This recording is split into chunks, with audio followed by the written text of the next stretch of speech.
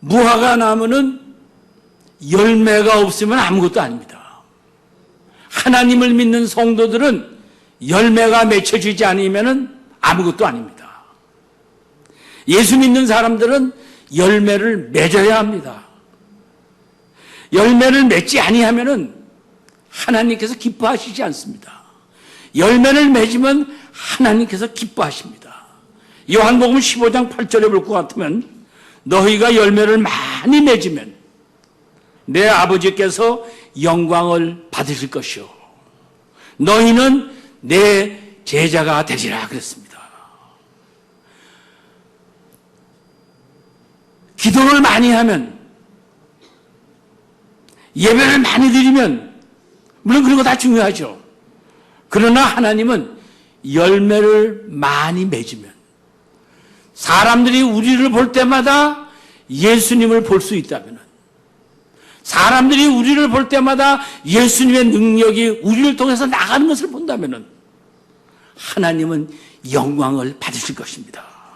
그리고 우리들은 하나님의 일을 하는 기쁨이 하나님이 나 같은 것도 사용하신다는 이런 감사와 감격이 넘쳐날 것입니다. 여러분, 하나님 믿는 것 때문에 하나님을 만족시켜드리고 주위 사람들을 만족시켜드리는 우리 모두가 되시기를 간절히 바랍니다. 제가 그 음식점을 한번 갔었습니다. 처음 가봤는데 그렇게 가격이 싸고 맛이 있을 수가 없어요. 그래서 너무 좋아해가지고 한 서너 달이 지난 다음에 그 음식점 촬영을 하면서 여러 친구들을 모시고 갔습니다. 그런데 3개월 전에 먹은 음식이 아니에요. 음식 질도 떨어지고 가격은 조금 올랐고, 그래서 다시는 안 간다, 이런 생각을 한번 해본 적이 있습니다. 지금 여러분이 과거에도 하나님 섬기는 일을 많이 했지만 지금 이 시간이 하나님의 선한 일을 가장 많이 하는 그런 시간이 되시기를, 그래서 하나님을 만족시키고 또 주위 사람을 만족시키는 거.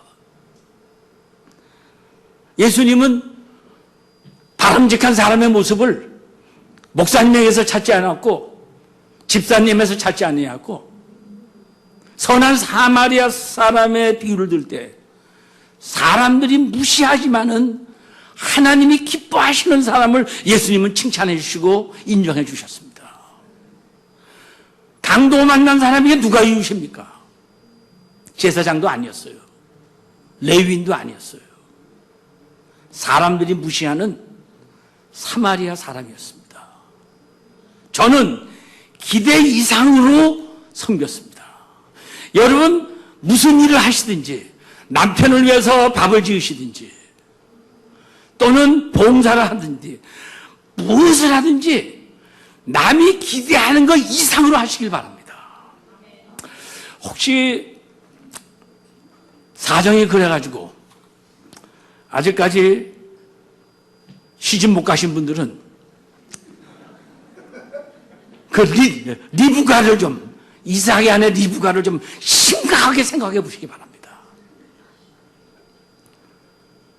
아브라함의 종이 기도를 하죠. 우물가에 가서 내가 처녀를 만날 텐데 낙타 10마리를 데리고 왔는데 내가 물 달라고 하면은 내게 물 줄 뿐 아니라 낙타에게도 물을 주는 그 처녀가 바로 이삭의 아내가 되게, 이런 기도를 합니다.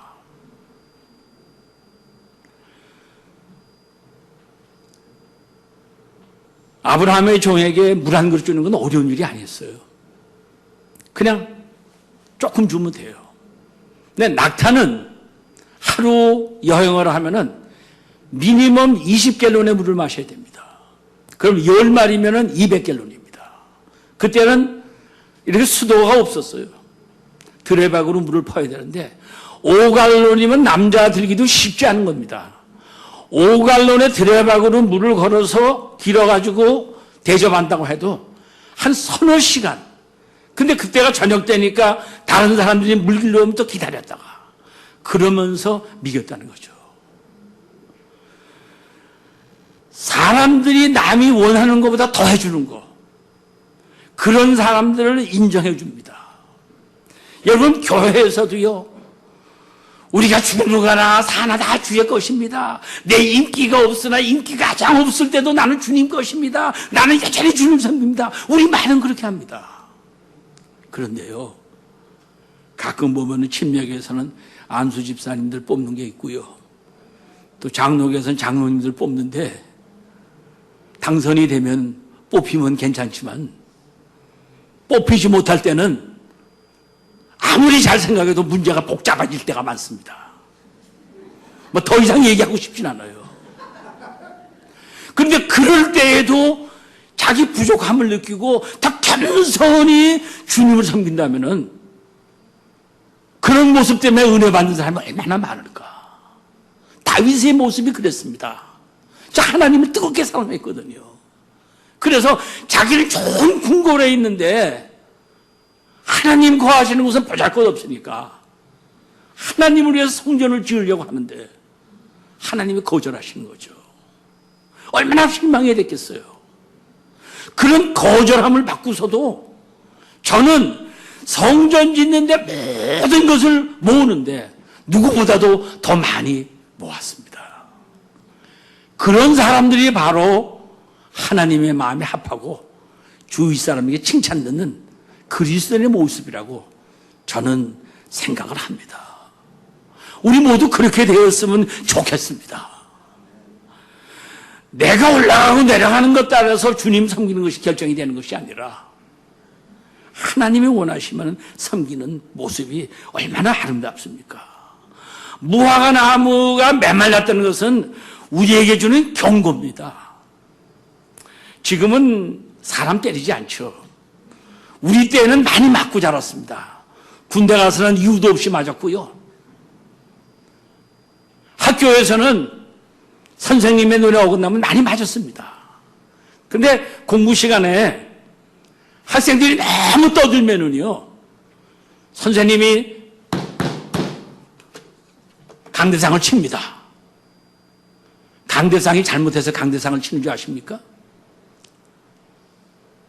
수업에 열중하지 않고 그런 학생들을 경고하는 그것 때문에 치는 거죠. 무화과 나무가 말라 죽은 것은 무화과 나무가 나빠서 죽은 게 아니라 그 당시에 예배를 드리고 있는 제사장과 유대 백성들이 너무 잘못해서, 그래서 하나님은 이스라엘 백성의 상징인 무화과 나무를 치심으로 너희들 깨닫고 바로 서라는 거죠. 여러분, 성전이 너무 지저분해서 예수님 청결케 하신 거 알죠? 성전에서 물건을 사고 팔았다는 것은 먼저는 돈 벌려고 한 게 아닙니다. 예배를 도우려고 한 겁니다. 우리는 예배를 드리지만 그때는 제사를 드렸습니다. 제사 드릴 때는 제물을 가지고 와야 됐죠.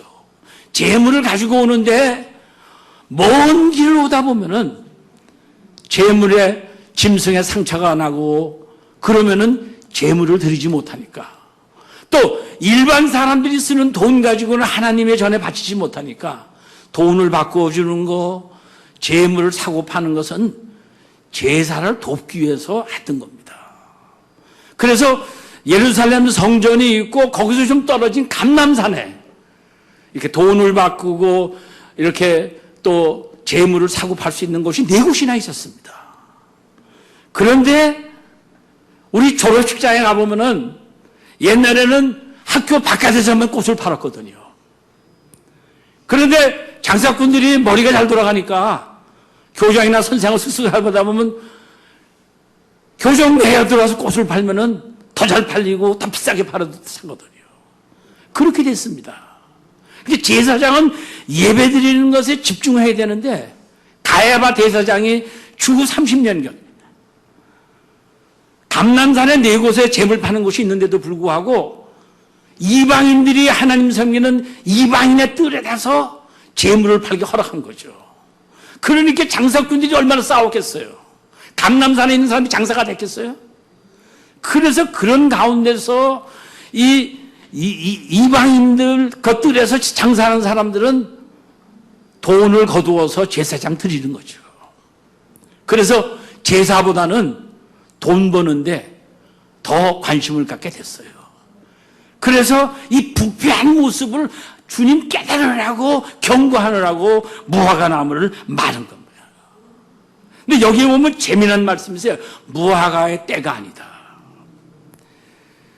여기 계신 여러분들은 내 상황이 아무리 좋든 아무리 어렵든 항상 하나님을 섬길 수 있는 때가 되시기를 주님의 이름으로 축원합니다. 제가 가장 안타까운 게 하나 중에 뭔지 압니까? 우리는 주님을 섬기되 계속적으로 죽을 때까지 섬기고 쉬지 말아야 됩니다. 주님을 섬기시는 분들은 내가 더 높은 차원으로 섬기는 것을 바꾸시고 밑에 있는 사람들을 훈련시켜서 그 자리를 섬길 수 있도록 이렇게 되시기 바랍니다. 근데 보통은요, 주님 섬기는 게 쉬운 일이 아니잖아요. 목장도 돌아가면서 하면 괜찮지만은 목자 집에서 하면은 애들 많이 모이지 막 그거 쉬운 일이 아니거든요. 그래서 처음에는 소명을 받고 뜨겁게 섬기다가 한 1, 2년 섬기다 보면 번아웃 돼가지고 쉬겠습니다. 그래가지고 1년, 2년 쉬다가 평생 쉬시는 분들도 계시다고요. 여기 그런 분들은 없으니까 제가 이 말하죠. 제가 여러분 사정 안 되면 이 말할 때도 신경을 많이 쓸 겁니다. 여러분, 내 때가 아니라, 내 때가 아니더라도 주님 원하시면은 항상 주님 일에 내가 참여하겠습니다. 내가 자격이 없다 생각하더라도 누가 한번 부탁하면은 한번 최선을 다해서 해보겠습니다. 나같이 부족한데도 주님을 섬길 수 있는 기회를 주시니까 감사합니다. 이런 우리 모두가 되시기를 주님의 이름으로 축원합니다. 저는 그런 생각을 해봤어요. 예수님께서 무화과 나무를 그 입이 많은 나무를 하루에 메말라 빠지겠다면 그 기적입니다. 기적인데 좀 좋지 않은 기적이에요. 좀 제 생각에는 예수님께서 열매가 없으셔서 너 풍성할지어다 하면서 그 다음날 오니까 열매가 이런 것들이 많아가지고 따먹었으면 얼마나 좋았을까. 그런 생각을 한번 해봤거든요. 근데 왜 예수님이 그렇게 안 하셨는가? 물질보다도 영혼이 귀하고 돈보다도 하나님께 예배드리는 것이 귀하다는 거. 이것을 예수님은 경고하기를 바랐어요. 여러분, 세상이 악해지면은 하나님을 믿는 사람들은 깨달아야 됩니다. 이웃에게 어려운 일이 생기면은 우리들은 깨달아서 우리가 바로 서도록 힘을 써야 됩니다. 아침까지 괜찮았는데 바짝 마른 무화과 나무. 그 이스라엘 사람들의 타락한 모습을 보여주고 있습니다. 그래서 우리는 하나님의 집에서 하나님을 섬길 때에 하여튼 어떻게 하든지 하나님을 더 열심히 섬기는 그런 자리에 나가도록 해야 될 것입니다. 여러분, 주위 사람 보더라도 참 걱정이 될 때 많죠. 이스라엘 사람들이 예수님의 경고에 귀를 기울이지 않았기 때문에 그들이 자랑하던 성전은 주후 70년경에 타이터스 그 장군에 의해서, 로마에서 온 장군에서 완전히 돌 하나도 돌 위에 얹고 파괴가 되었습니다. 그래서 우리들은 이것을 깨달아야 됩니다.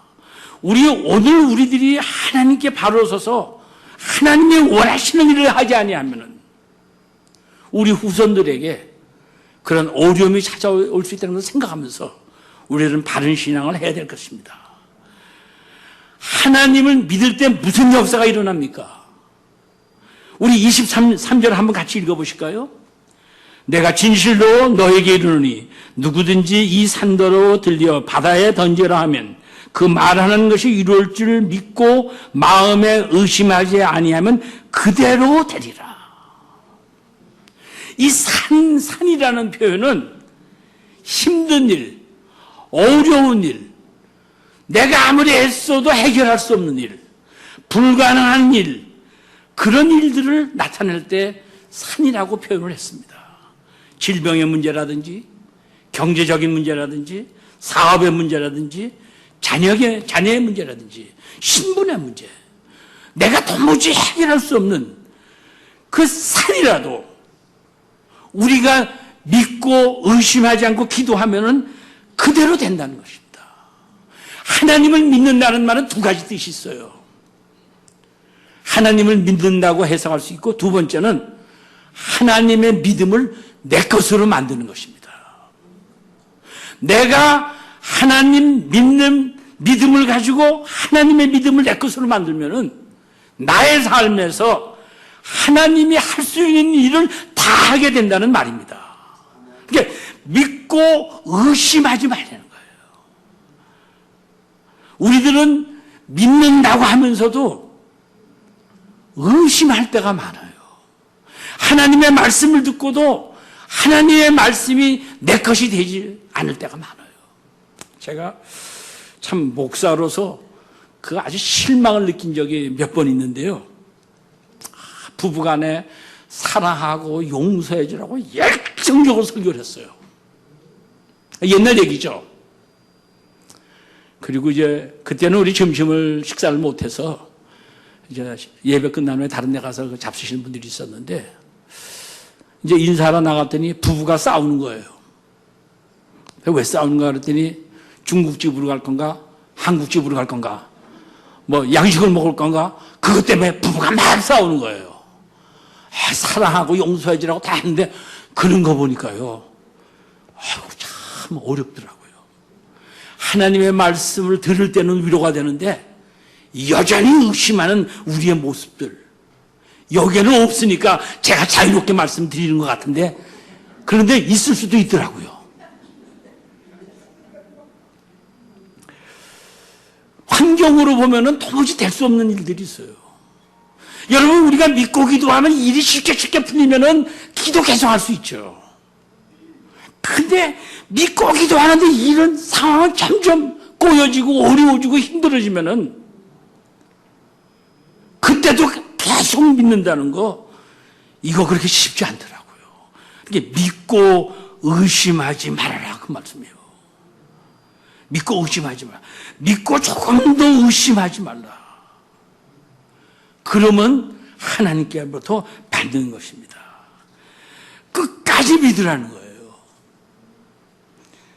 이 예화는 여러분 잘 아시겠지만은, 그 줄타기를 잘하는 달인이 그 양쪽에 30짜리 빌딩이 있는데 거기다 줄을 놓고서 밑에서 구경하고 있는 사람들에게 물어보는 겁니다.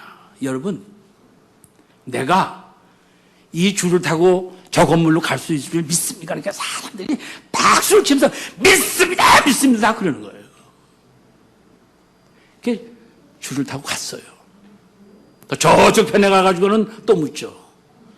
내가 한 사람을 등에 업고 여기를 갈 수 있다고 믿습니까? 그러니까 다른 사람은 안 돼도 당신은 됩니다. 다 박수 치면서 응원하는 거예요.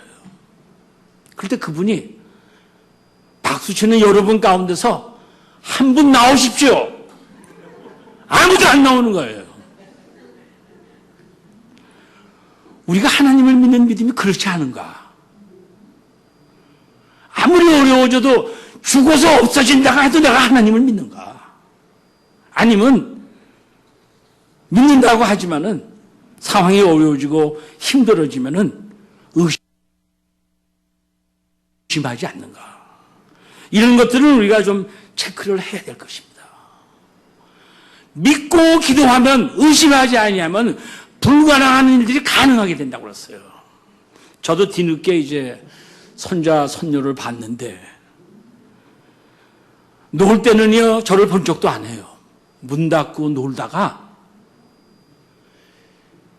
배터리로 이렇게 되는 장난감이 고장이 나면은 어디로 오는지 알아요? 저를 찾아와요. 자기는 아무리 고치려도 안 고쳐지는 거예요. 근데 할아버지 찾아오면 어떻게 하면 또 장난이 고쳐지거든요. 제 아들들이 아주 어렸을 때에 학교 숙제로 수학 문제를 풀다가 잘 풀으면 저 찾지 않아요. 해결을 못하면은 저한테 가서 물어보면 제가 풀어주거든요. 그러니까 사실 인생을 살아가면서 내가 불가능한 거지만 다른 사람이 할 수 있는 일들이 있더라고요. 인간 발전의 역사는 다른 사람들이 불가능하다는 것을 가능하다고 믿고서 연구한 그런 결과, 그런 혜택을 우리가 누리고 있는 거예요. 근데 여러분, 하나님과 사람의 차원은 이게 비교할 수도 없는 거죠. 정말로 하나님이 살아계심을 믿는다면 우리들은 불가능한 문제를 가능하게 바꿀 수 있을 것입니다. 아무리 고통스러운 일이라 할지라도, 아무리 어려운 일이라 할지라도 믿음의 기도를 하면은 뭐든지 다 해결할 수 있다는 겁니다. 근데 우리가요, 믿음의 기도를 한다는 걸 잘못 생각할 때가 많아요. 내가 원하는 거 다 된다고 생각하세요. 그런데 하나님은 우리는 우리를 위해 사는 존재가 아니고 하나님을 위해 사는 존재다. 할렐루야. 여러분, 우리들은 우리 자신이 잘 되기 위해서 하나님을 믿는 게 아니에요. 우리 자신들은 하나님의 영광을 위해서 사는 존재예요. 그래서 고린도전서 10장 30절 이하에 보면은 먹든지 마시든지 무엇을 하든지 하나님의 영광을 위해서 살았어요. 그래서 우리는 그걸 생각해야 돼요.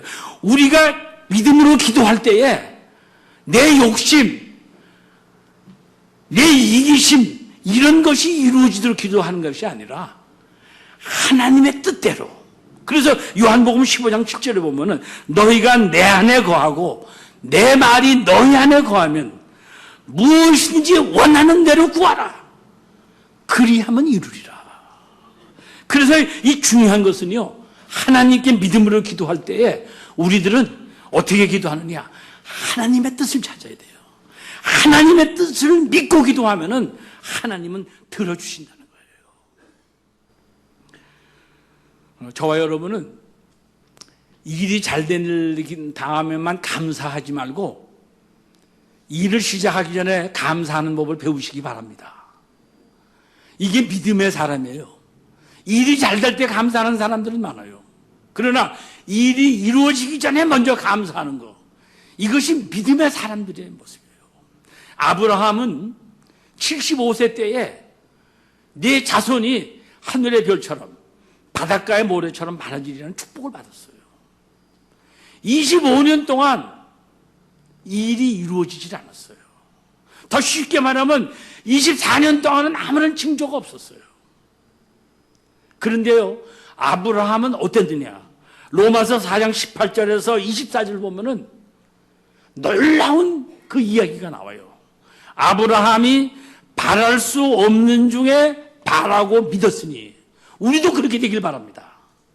바랄 수 없는 중에 바라고 믿었으니 이는 내 후손이 이가 되리라 하신 말씀대로 많은 민족의 조상이 되리라 하십니다. 그가 백세에 대하여 자기 몸이 죽은 것 같고 사라의 대가 죽은 것 같음을 알고도 믿음이 약하여지지 아니하고, 여러분들 삶에 일어나는 모든 환경을 통해서도 믿음이 강해질지언정 약해지지 마시기 바랍니다.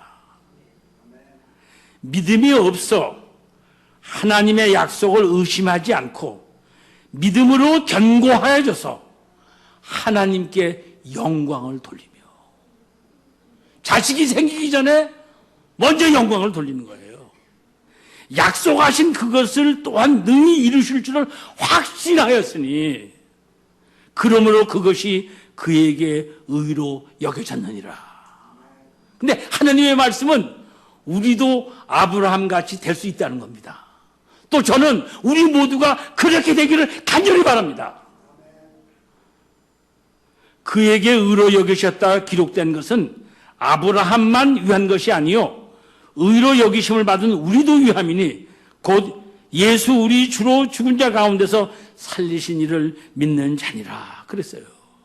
그래서 여러분, 하나님께서 이루어지기 전에, 하나님의 약속을 의심하지 않고 하나님의 뜻을 찾으면은 우리 삶은 지금은 어렵더라도 우리는 여전히 감사할 수 있고 여전히 기뻐할 수 있고 여전히 믿음으로 열매를 맺을 수 있다는 것입니다.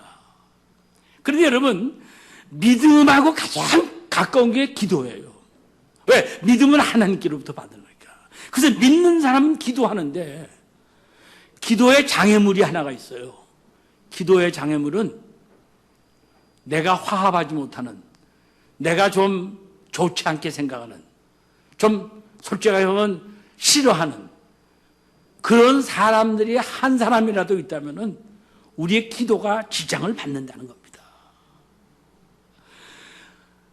나하고 관계가 좋지 않은 사람이 있으면 예배도 제대로 드릴 수가 없다는 겁니다. 서서 기도할 때에 아무에게나 혐의가 있거든 용서하라. 그리하여야 하늘에 계신 너희 아버지께서도 너희 허물을 사여 주시라. 하나님이 나를 용서해 주셨다는 것은 내가 다른 사람을 용서해 준다는 것을 전제로 하고 있습니다. 용서해 준다는 말은 따져서 바로 잡아주는 것이 아니라 내가 먼저 선수를 써서 완전히 용서해 준다는 거예요. 믿음의 기도는 용서함 없이는 드릴 수가 없다는 것입니다. 하나님의 용서함을 받은 사람은 항상 다른 사람을 용서해 주셔야 됩니다. 그렇습니다. 다른 사람이 나를 미워하고 증오한 것은 할 수 없습니다. 그러나 하나님을 믿는 우리들은 아무리 이웃이 우리를 괴롭혀도 미워하거나 용서해 주지 못한 사람이 하나도 없기를 주님의 이름으로 축원합니다. 한 3번쯤 물으면 커질 것 같습니까? 아멘이? 하나님의 사랑에 보답하는 길이 바로 나를 괴롭히는 이웃을 용서해 주는 거고, 나를 괴롭히는 이웃을 용서해 주지 못하면은 내가 아무리 기도해도 나의 삶에서 믿음의 열매, 하나님의 충만한 열매는 맺을 수 없다는 것입니다. 저는 그런 생각을 많이 해봤어요. 마태복음 5장 23절, 24절을 보면 이해하기는 쉬운데 참 어려운 말씀들이라고요. 아마 제가 이 말 한다고 여러분 다 바깥으로 나가지 마세요. 그거 경고하고 드리니까요. 그러므로 예물을 제단에 드리려다가 거기서 내 형제에게 원망들을 만한 일이 있는 것이 생각나거든. 예물을 제단 앞에 두고 먼저 가서 형제와 화목하고 그 후에 와서 예물을 드리라. 예물을 드리지 말라는 말은 없어요.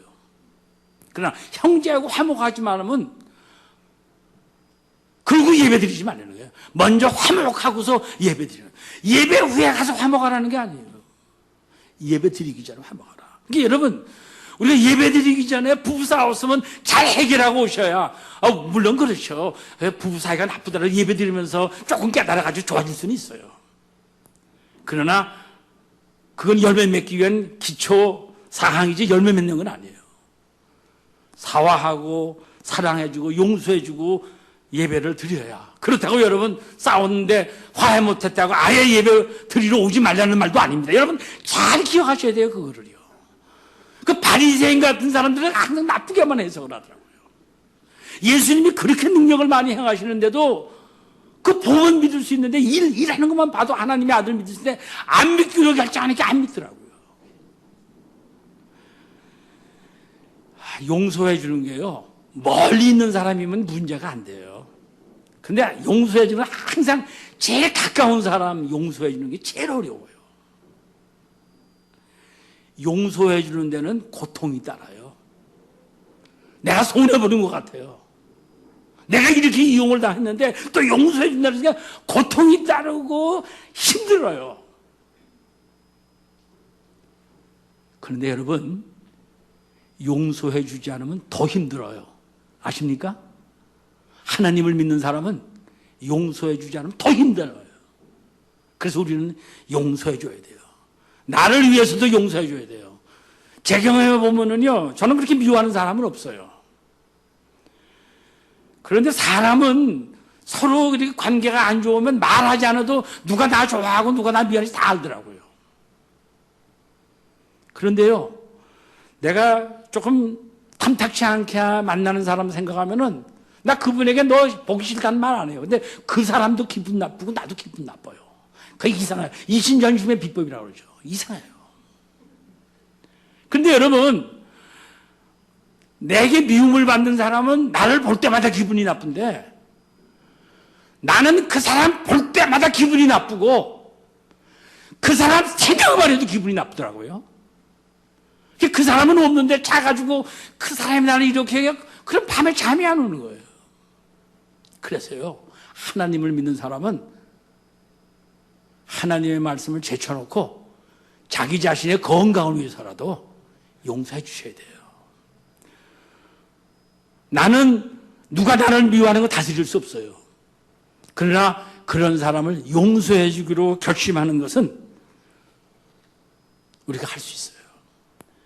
예수를 믿는 여러분들, 미워하는 사람이 하나도 없기를 주님의 이름으로 축원합니다. 그리고 간절히 원해서요. 하나님, 나는 오늘 결심합니다. 누가 나를 괴롭혀도 다 용서해주고 그것 때문에 내가 하나님의 일을 하는데 지장을 받지 않도록 하겠습니다. 이렇게 결단하고 결심하는 저와 여러분이 되길 바랍니다. 사무엘 선지자는 나는 여러분들을 위해 기도하는 것을 멈추지 않겠다고 했어요. 여기 계신 우리 코너스턴 지체 여러분들은 담임 목사님을 유시해서 모든 성도님들을 위해서 여러분 기도하십시오. 여러분 기도하는 대상이 더 넓어지시길, 지경이 넓어지시기를 주님의 이름으로 축원합니다. 겨우 기도하는 것이 그냥 내가 장모은 내 삶만 잘 돼. 평생 동안 그 기도만 하다가 그것도 안 돼가지고 세상 떠나면은 뭐 열매 있는 거 있겠어요, 솔직히. 내가 기도하는 사람, 좋아하는 사람, 또 우리 교회에 나오는 사람, 안 믿는 사람, 하여튼 기도하는 지경이 넓어져서 많은 사람을 품을 수 있고, 그런 사람을 위해서 하나님께 그냥 쉬지 않고 기도할 때에 성령님이 영으로서 내가 기도하는 모든 사람을 잘되게 하고 축복되면은 기도한 나는 축복의 근원이 되는 줄 믿으시기 바랍니다. 어느 목사님이 쉬지 말고 기도하라는 것을 이렇게 풀이했더라고요. 월요일은 교회 간 대로 원래대로 기도하는 날이요, 화요일은 화끈하게 기도하고, 수요일은 수없이 기도하고, 목요일은 목이 터지게 기도하고, 금요일은 금식하면서 기도하고, 토요일은 토하면서 기도하고, 일요일은 일어나자마자 기도해야 한다. 그 재밌더라고요. 여러분, 정말로 기도하세요. 나를 괴롭히는 사람을 다 용서해 주겠다고. 정말로 나를 괴롭히는 사람을 용서해 주는 것을, 나를 괴롭히는 사람이 보면 그 사람도 변화되는 거 믿으시기 바랍니다. 제가 깨달은 게 있어요. 나를 괴롭히는 사람, 내가 옳다고 주장해서 내가 바꾸어 그 사람 삶을 바꾸는 거 하나도 없어요. 그런데 그 사람도 자기 잘못하는 거 아는데 내가 그 사람을 위해서 기도하고 그렇게 괴롭히는데도 정말 예수 믿는 사람처럼 대하면은 그분이 은혜를 받아요. 그분이 감동을 받아요. 그분의 삶이 변해요. 여러분이 주님을 온전히 믿고 용서해 주는 것 때문에 주위에서 변화되는 사람이 많으시기를 주님의 이름으로 축원합니다.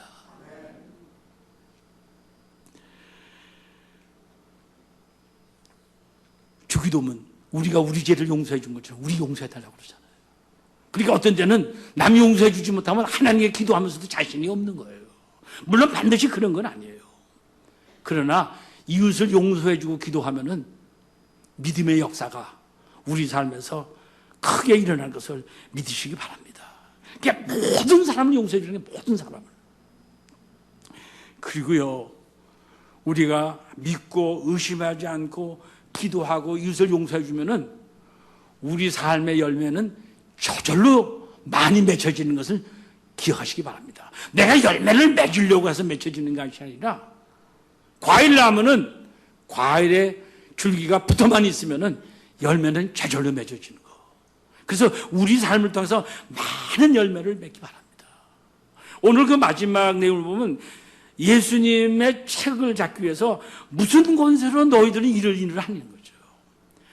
예수님을 안 믿는 사람은 그 마음을 바꾸기 전까지는 어떤 기적의 역사를 봐도 안 믿습니다. 나사로가 살아서 죽은 데서 살아나서 예수님을 믿은 사람도 많지만은 의심하는 사람은 살아난 것을 보고서도 예수님을 안 믿고 예수님을 믿지 않았습니다. 바리새인들도요, 대중처럼 예수님이 하신 일을 다 봤어요.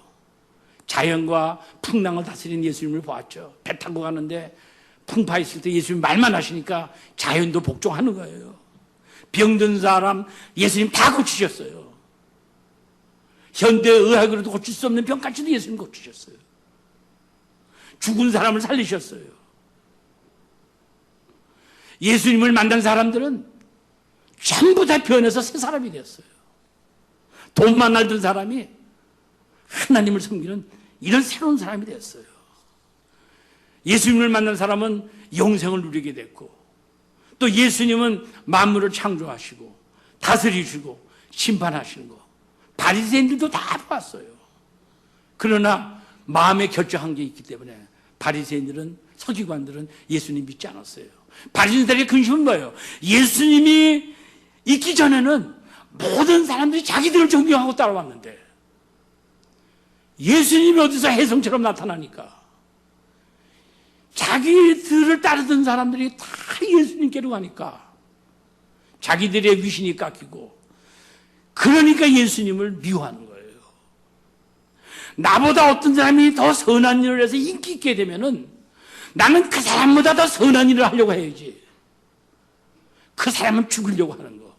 이것이 바로 바리새인들과 서기관들의 모습이 아닌가, 저는 그렇게 생각을 해봅니다. 그렇게 예수님이 질문을 하죠. 침례 요한이 어디서 왔느냐? 하나님께로 왔느냐? 사람께로 왔느냐? 이렇게 물어보시니까 바리새인들과 서기관들이 모여서 회의를 해요. 회의를 한참 하고서 내린 결론이 뭔지 압니까? 우리는 모릅니다. 아는데 왜 모른다고 대답했을까요? 안다고 하면 어렵게 되니까 모른다고 그런 거예요. 저는 어떤 때는요, 여러분 이 중에 또 변호사 있으면 좀 용서해 주세요. 변호사들이 참 불쌍하다는 생각을 해요. 왜 그런지 아세요? 변호사는 자기 고객을 잘만 해줘야 되는데, 그러니까 옳고 그른 거 따지는 것보다는 자기 고객이 돈 많이 받기만 하면 훌륭한 변호사가 되는 거예요. 그때 뭐 어떤 때는 양심을 속이고 잘못됐지만은 어떻게든지 그렇게 하다 보면은 인간이 망가져지고 하나님보다는 물질 중심에 또 인기 중심에 이런 사람들이 될 수 있지 않을까. 그런 걸 생각해 볼 때 참 이 바리새인들의 모습이 그랬어요. 바리새인들이 어떻게든지 예수님 때문에 자기들이 어려워지니까 예수님이 선한 일을 하는 거, 백성들 뭐 이거 다 제치하고 예수님을 계속 죽이려고 하는 거죠. 그런 의미에서 예수님께 물어본 것은 네가 무슨 권세로 이런 일을 하느냐 할 때 나는 하나님의 권세로 이런 일을 한다 그러면 하나님의 해방죄로 죽이려고 물어본 거예요. 근데 여러분, 예수님을 보면서 우리가 배워야 됩니다. 예수님 믿는 사람은 순하기도 하지만 지혜스럽기도 해야 돼요. 예수님은 그 사람들의 대답을 하지 않았어요. 바리새인들은 모른다고 했지만은 예수님은 아시면서 대답 안 하겠다고 하셨어요. 하나님을 믿는 사람들은 하나님의 일을 하다가 주위 사람들을 비방 듣고 억울한 일을 당할 때 그 사람들 찾아가서 자기 변명하는데 시간 쓰지 않기를 주님의 이름으로 축원합니다. 느헤미야가 예루살렘 성을 쌓을 때에 그 반대하는 사람들이 우리 회담하자 오노에 와서 회담하자 하니까 그 느헤미야가 오노 거절해버린 거 아시죠? 그랬기 때문에 52일 만에 성을 쌓을 수 있었어요. 어떤 때 우리들은 너무 하나님을 섬기는 것보다도 내 인기나 내 명예에 너무 신경을 써가지고, 이건 교육자들도 마찬가지 같아요. 그래가지고 누가 나를 섭섭하게 하면은 섭섭하게 하는 사람 다 따라가가지고 그게 아니라는 것을 말로서 다 증명해주고 그 사람이 아니라고 해야 괜찮구나. 이거는 아닌 것 같아요. 주위 사람이 뭐라고 하든지 한결같이 하나님의 일을 해서 하나님의 일이 이루어지는 걸로 하나님께 영광을 돌리고 주위 사람들이 입을 막는 우리 모두가 되었으면 좋겠습니다.